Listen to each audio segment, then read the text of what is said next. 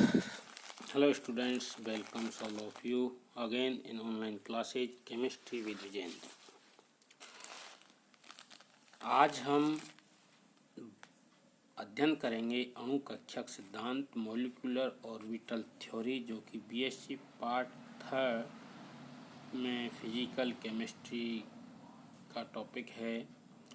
तो सबसे पहले आणविक कक्षक सिद्धांत या मॉलिक्यूलर ऑर्बिटल थ्योरी को हम समझते हैं कि इसका जो मूल सिद्धांत है, इसका जो मूल आधार है वो ये है कि इसमें इलेक्ट्रॉन का व्यवहार परमाणु व अणु दोनों में कैसा होता है, समान होता है। इलेक्ट्रॉन का व्यवहार परमाणु तथा अणु दोनों में कैसा होता है, समान होता है।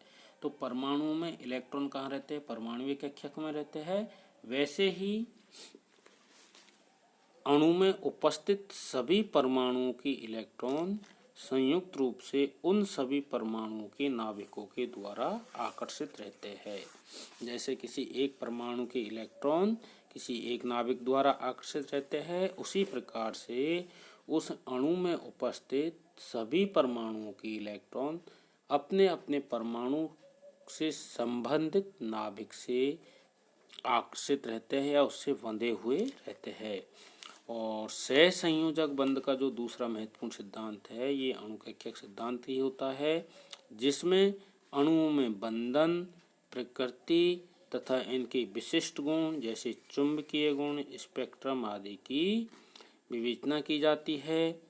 और जो सहसंयोजक बंध है और अणु कक्षक सिद्धांत है, इसमें मूलभूत अंतर ये होता है कि सहसंयोजक बंध सिद्धांत के अनुसार अणु या आयन में उपस्थित परमाणु रासायनिक बंधन के पश्चात अपनी पहचान बनाए रखता है। किसमें, सहसंयोजक बंध में। मतलब रासायनिक अभिक्रिया होगी, उसमें बॉन्डिंग चेंज होंगे, उसके पश्चात भी जो अणु में उपस्थित परमाणु हैं वह अपनी पहचान बनाए रखता है और सभी एवंदी इलेक्ट्रॉन परमाणुीय बंधों के अतिव्यापन से बने क्षेत्र में ही पूर्ण रूप से स्थानीकृत हो जाते हैं। जबकि अणु कक्षक सिद्धांत के अनुसार एक स्थायी अणु या आयन इसके सभी परमाणुओं के नाभिकों के द्वारा एक निश्चित साम्य दूरी पर उपस्थित रहते हैं और अपनी पहचान खो देते हैं। मतलब सहसंयोजकता बंध सिद्धांत और अणु कक्षक सिद्धांत में मूल अंतर यही है कि सहसंयोजकता बंध सिद्धांत में तो परमाणु रासायनिक बंधन के पश्चात भी अपनी पहचान बनाए रखता है, लेकिन आणविक कक्षक सिद्धांत में परमाणु अपनी पहचान खो देता है। वहाँ केवल इलेक्ट्रॉन से ही सभी नाभिकों के द्वारा एक निश्चित साम्य दूरी पर उपस्थित रहते हैं। परमाणु कक्षक में परमाणुीय कक्षक अतिव्यापन के पश्चात नए आणविक कक्षक बने होते हैं, जिनमें उपस्थित इलेक्ट्रॉन की व्याख्या उचित तरंग फलन द्वारा की जा सकती है। अब आणविक कक्षक सिद्धांत क्या है? आणविक कक्षक सिद्धांत के बारे में हम विस्तृत जो जानकारी प्राप्त करते हैं उसमें कुछ निश्चित बिंदु होते हैं। जैसे जिस प्रकार परमाणुीय कक्षकों के इलेक्ट्रॉन एक ही नाभिक से प्रभावित होते हैं, है ना। जैसे किसी एक परमाणु में कोई भी इलेक्ट्रॉन है तो वो केवल उसी परमाणु के नाभिक के द्वारा या तो आकर्षित होगा या प्रतिकर्षित होता है। ठीक है। उसी प्रकार से जो अणु कक्षक है, जिसमें इलेक्ट्रॉन अणु में उपस्थित सभी नाभिकों से प्रभावित होता है। मतलब क्या कह रहे हैं, समझो। समझने की बात यह है कि परमाणु किसी एक परमाणु में यदि उपस्थित है इलेक्ट्रॉन या परमाणुीय कक्षक में कोई उपस्थित इलेक्ट्रॉन है तो वो केवल उसी परमाणु के द्वारा प्रभावित होगा, उसी परमाणु के नाभिक के द्वारा प्रभावित होगा। लेकिन हम यदि बात करते हैं अणु की, तो अणु में तो 2 या 2 से अधिक परमाणुओं के द्वारा मिलकर बना होता है। तो उस अणु में जितने परमाणु उपस्थित होंगे उतने ही परमाणु के नाभिकों के द्वारा उनके इलेक्ट्रॉन प्रभावित होंगे, या तो आकर्षित होंगे या प्रतिकर्षित होंगे। ठीक है। देखिए, इसके बाद हम बात करते हैं कि परमाणुीय कक्षकों के समान ही आणविक कक्षकों में उपस्थित प्रत्येक इलेक्ट्रॉन को एक तरंग फलन साई द्वारा हम लिखते हैं, जो कि आणविक कक्षकों को प्रकट करता है। और एक आणविक कक्षक मैं अभी बता चुका हूँ कि बहुकेंद्रीय होता है, क्योंकि उसमें कई परमाणु उपस्थित होते हैं, लेकिन परमाणु के कक्षक केवल एक केंद्रीय होता है, क्योंकि उसमें एक ही परमाणु का जो न्यूक्लियस होता है वो उपस्थित होता है। इसी प्रकार परमाणु कक्षकों के समान ही आणविक कक्षकों को उसके तरंग फलन साई अथवा साई स्क्वायर के समोच्च रेखीय आरेख द्वारा प्रदर्शित किया जा सकता है। ठीक है। एक अणु के प्रत्येक आणविक तरंग फलन साई की निश्चित ऊर्जा होती है तथा अणु की कुल ऊर्जा का मान उसकी आणविक कक्षक में उपस्थित सभी इलेक्ट्रॉन की ऊर्जा के योग में से इलेक्ट्रॉन अंतर्क्रियाओं की ऊर्जाओं को घटाकर प्राप्त किया जा सकता है। प्रत्येक अणु की क्या होती है, जो आणविक तरंग फलन साई है उसकी निश्चित ऊर्जा होती है और इसकी कुल ऊर्जा का मान उसकी आणविक कक्षक में उपस्थित सभी इलेक्ट्रॉन की ऊर्जा के योग में से इलेक्ट्रॉन अंतर्क्रियाओं की ऊर्जा को घटाकर प्राप्त किया जा सकता है। परमाणुीय कक्षकों के समान ही आणविक कक्षकों में इलेक्ट्रॉन ऑफबो सिद्धांत, पाउली के अपवर्जन सिद्धांत व हुंड के अधिकतम बहुलकता के नियम का पालन करते हुए भरते हैं। जैसे कि हमने पढ़ा था कि परमाणु कक्षक में इलेक्ट्रॉन्स भरने की जो प्रायिकता होगी, सबसे पहले ऑफबो सिद्धांत का पालन करना चाहिए, फिर पाउली के अपवर्जन का सिद्धांत, हुंड के अधिकतम मतलब किसी एक कक्षक में 2 से अधिक इलेक्ट्रॉन नहीं हो सकते। तो उसी प्रकार से ये नियम भी आणविक कक्षकों के लिए लागू होते हैं। तो ये बात थी हमारी मॉलिक्यूलर ऑर्बिटल थ्योरी के बारे में कि क्या इसमें हो सकता है, और इसको हम श्रोडिंगर तरंग समीकरण के माध्यम से भी हल करके और आणविक कक्षकों को प्राप्त कर सकते हैं। और एक परमाणु अथवा एक इलेक्ट्रॉन तंत्र के लिए तो तरंग फलन का सही मान ज्ञात किया जा सकता है, जबकि बहु इलेक्ट्रॉनीय तंत्रों के लिए उनका लगभग तरंग फलन लेकर श्रोडिंगर समीकरण को हल किया जा सकता है। अब आणविक कक्षकों के जो तरंग फलन है उसको निकालने की, उसको ज्ञात करने की 2 प्रमुख विधियाँ होती है। एक होती है परमाणुीय कक्षकों की रेखीय विधि या LCAO मेथड, परमाणु कक्षकों की रेखीय संयोग विधि, जिसको हम बोलते हैं LCAO मेथड। ठीक है। और जो सेकंड होती है वो होती है हमारे संयुक्त परमाणु विधि। तो हम बात करते हैं परमाणु कक्षकों की रेखीय संयोग विधि। इस विधि का मूल आधार ये है कि जब किसी अणु का इलेक्ट्रॉन अपने नाभिकीय ढांचे में गति कर रहा हो तो किसी क्षण वह एक नाभिक के अधिक समीप होता है, जबकि अन्य नाभिकों में दूर रहता है। जब कोई अणु का इलेक्ट्रॉन अपने उस नाभिकीय ढांचे में चारों तरफ गति कर रहा है तो किसी एक नाभिक के तो समीप होता है, लेकिन दूसरे नाभिक के वो दूर होता है। डिफरेंस, क्योंकि उसमें कई सारे नाभिक होते हैं। ऐसी स्थिति में यह इलेक्ट्रॉन केवल एक नाभिक से संबंधित होने के कारण उस नाभिक के परमाणु के कक्षकों के तरंग फलन द्वारा व्यक्त किया जा सकता है। यदि एक समनाभिकीय द्विपरमाणु AB को लिया जाए तो किसी क्षण यदि कोई इलेक्ट्रॉन A के अधिक समीप हो तो उसके परमाणु कक्षकों का तरंग फलन साई A के द्वारा व्यक्त किया जाएगा, और यदि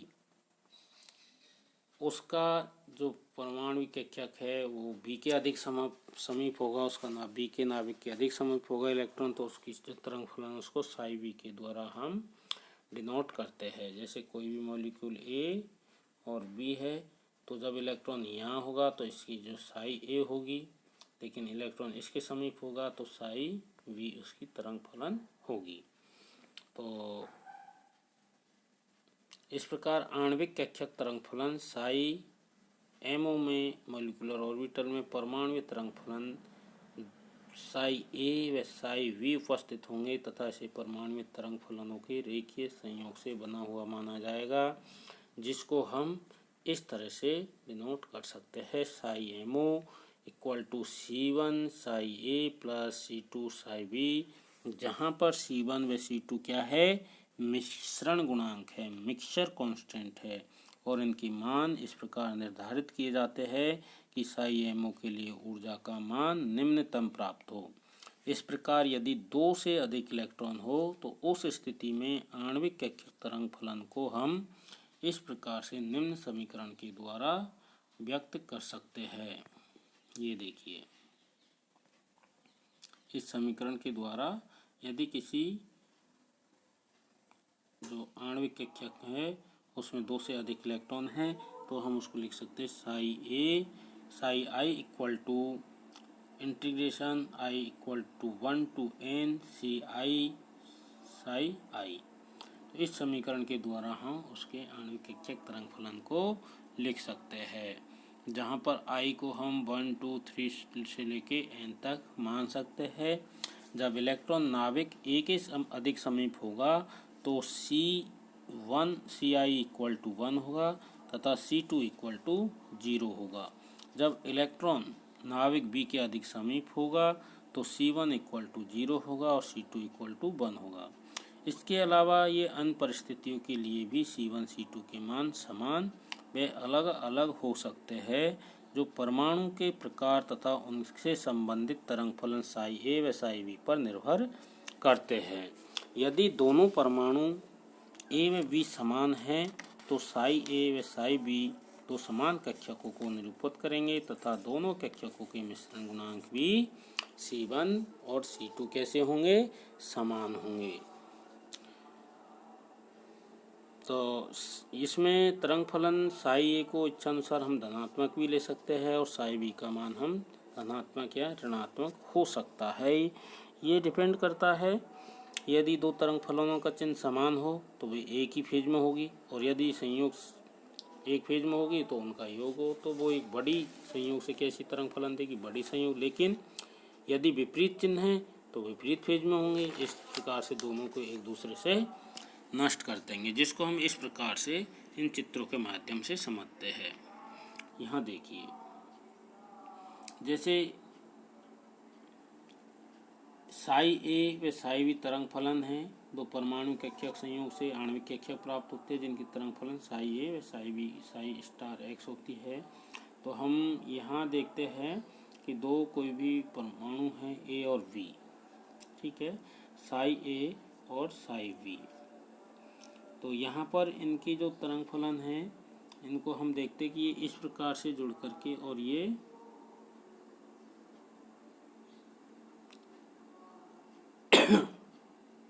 तरंग फलन देती है, जहाँ पर इनके योग संयोग के द्वारा ये प्राप्त होता है। दोनों एक समान दिशा में हैं, इसलिए इनका जो योग होगा उससे एक बड़ी तरंग फलन हमें प्राप्त होती है, ये है ना, psi equal to psi A plus psi we.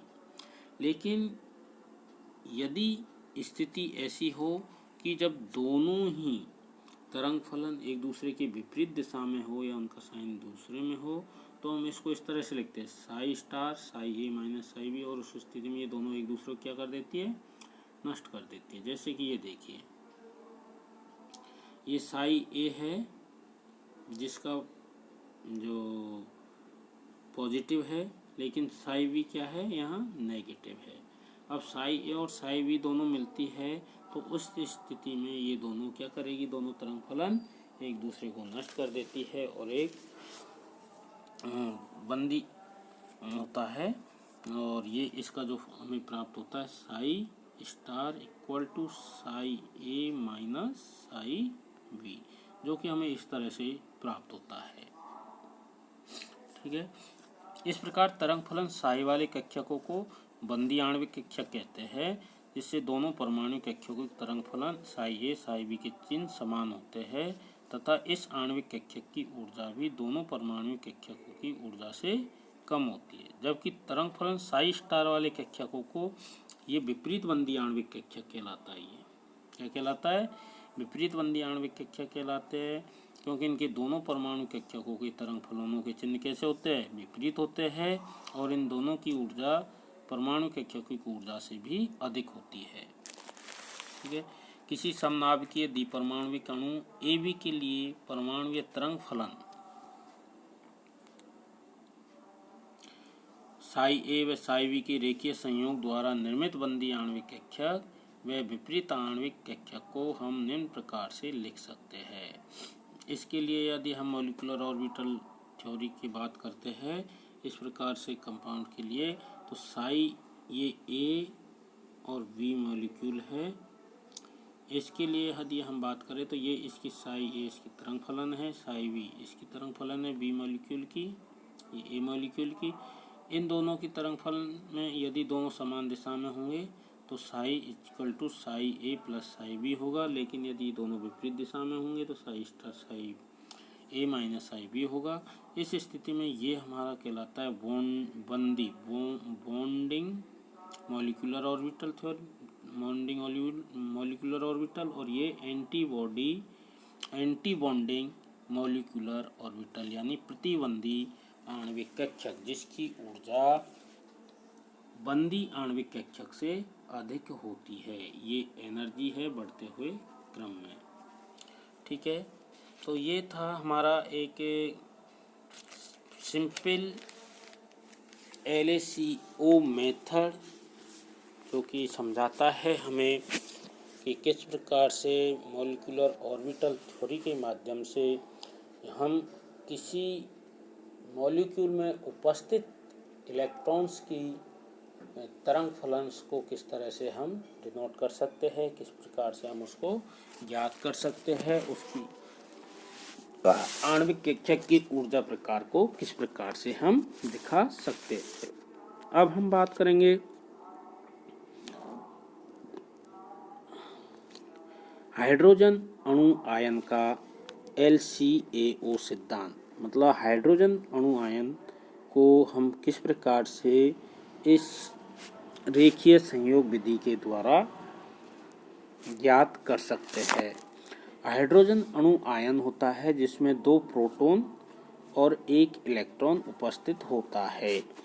ठीक है, क्या होता है हाइड्रोजन अणु आयन में 2 प्रोटॉन व 1 इलेक्ट्रॉन उपस्थित होता है, क्योंकि H2 है तो दो एटम इसमें है, लेकिन प्लस आयन है तो इसमें 1 इलेक्ट्रॉन निकल चुका है और केवल 1 इलेक्ट्रॉन बच रहा है, तो 2 तो नाभिक है और 1 इलेक्ट्रॉन इसमें उपस्थित है।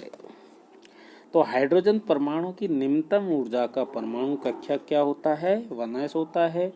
यदि 2 नाभिकों को पास लाया जाए तो 1 इलेक्ट्रॉन आणविक कक्षक 2 परमाणुविक कक्षकों के रेखीय संयोग से बनता है। इस संयोग में यह ध्यान रखा जाता है कि 1s कक्षकों के रेखीय संयोग से निम्नतम ऊर्जा का आणविक कक्षक बनना चाहिए।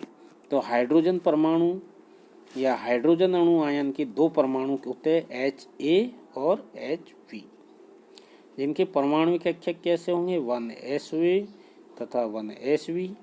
इनकी तरंग फलन होगी साई A व साई V। तो ये इनके बीच की दूरी r होगी त्रिज्या। तो ये हम समझ सकते हैं कि हाइड्रोजन अणु आयन के लिए जो तरंग फलन होगी वो होगी हमारी psi MO equal to C1 psi A plus C2 psi V। ठीक है, तो ये इसकी मॉलिक्यूलर ऑर्बिटल या हाइड्रोजन अणु आयन के लिए उसकी आणविक तरंग फलन होती है, जहाँ पर C1 और C2 क्या है, मिश्रण गुणांक है, जो कि हम पहले बता चुके हैं। अब हाइड्रोजन अणु आयन के लिए श्रोडिंगर समीकरण को हम निम्न प्रकार से लिख सकते हैं। ये देखिए H कैप साई MO और E साई MO। अब H कैप क्या है, यहाँ हैमिल्टनियन ऑपरेटर है और हैमिल्टनियन ऑपरेटर को हम लिखते हैं -h² 8π² del square plus v इन कोष्टक psi mo equal to E psi mo, जहाँ पर v क्या होता है, v होता है ZE² R। ये अब इसको हम लिखते हैं ये एज इट इज, और v की वैल्यू क्या होगी यहाँ, क्योंकि r अलग अलग परमाणुओं के लिए r होगा तो RA प्लस RB होगा। ठीक है, तो E² Z तो क्या है 1 है, तो E² RA minus E² RB plus E² R। ये E² RA जो होगा वो HA एटम के लिए, ये E² RB होगा HB एटम के लिए, E² R होगा ये पूरे H2 प्लस मोलिकुलर आयन के लिए होगा। तो जहाँ RA RB नाभिक B से A व B से इलेक्ट्रॉन की दूरी है और R दोनों नाभिकों के मध्य की दूरी यहाँ होती है। तो ये तो बात हुई हमारी LaCO मेथड के बारे में, जो कि काफ़ी इम्पोर्टेंट है, हाइड्रोजन परमाणु के लिए भी पूछ सकते हैं। अब